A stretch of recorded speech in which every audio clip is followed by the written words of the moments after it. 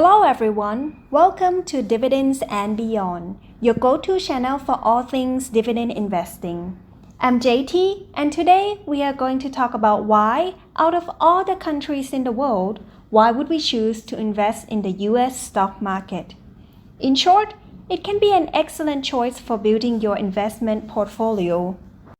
US stock market is home to some of the world's largest and most successful companies, with a total market capitalization of over 49 trillion US dollar. It is the biggest market in the world. By investing in the US market, you have the opportunity to own a share of companies like Apple, Microsoft, Amazon, and Google, or the super hit companies like Nvidia. All the companies that are leading the way in innovation and have a global reach that's unmatched. Who wouldn't want a piece of the world's best market? Because these companies are among the top of the world, their earnings and profits are often higher than those of companies in other countries. These can translate to better returns for investors, making the US stock market a potentially lucrative option. The idiom, "don't put all your eggs in one basket," rings true when it comes to investing. When your portfolio consists of only domestic stocks, what will happen during a recession or an economic downturn?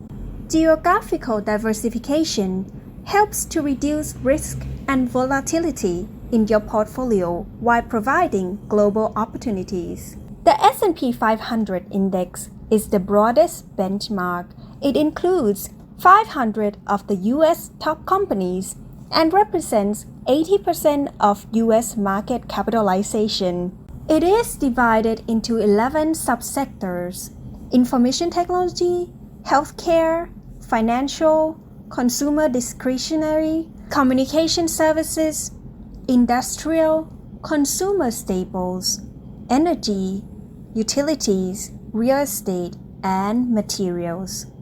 The components of the S&P 500 are selected by a committee and are determined to be representative of the industry that make up the US economy. To be added to the S&P, a company must meet certain liquidity-based size requirements, including a market capitalization of $12.7 billion or greater.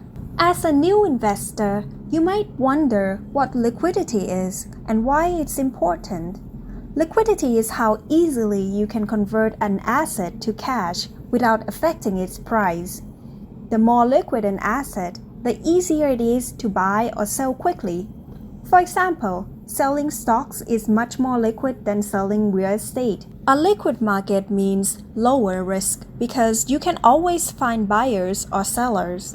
The US market is highly liquid, with almost 56% of global market cap, making it easy to convert investment to cash due to high trading volumes. You wouldn't want to be stuck with an asset you can't sell easily, right? One of the great things about the US stock market is that it's accessible to investors from all over the world. In fact, foreign direct investment in the US is substantial. In 2023 alone, foreign investors poured over $148 billion into the US market, highlighting its attractiveness and stability. The US economy is one of the strongest and most resilient in the world. With a GDP of $28 trillion, the economic environment in the US provides a stable backdrop for investments. The US has consistently been the top destination for foreign direct investment for over a decade, thanks to its robust economic fundamentals and innovative business climate. Let's talk about historical performance. Over the past decade, the US stock market has shown impressive growth.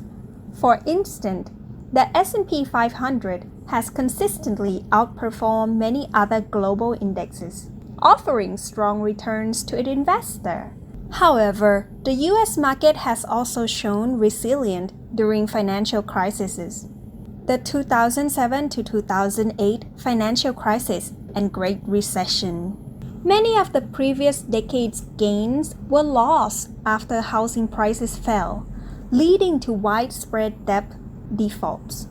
These create great fears and distrust in stocks.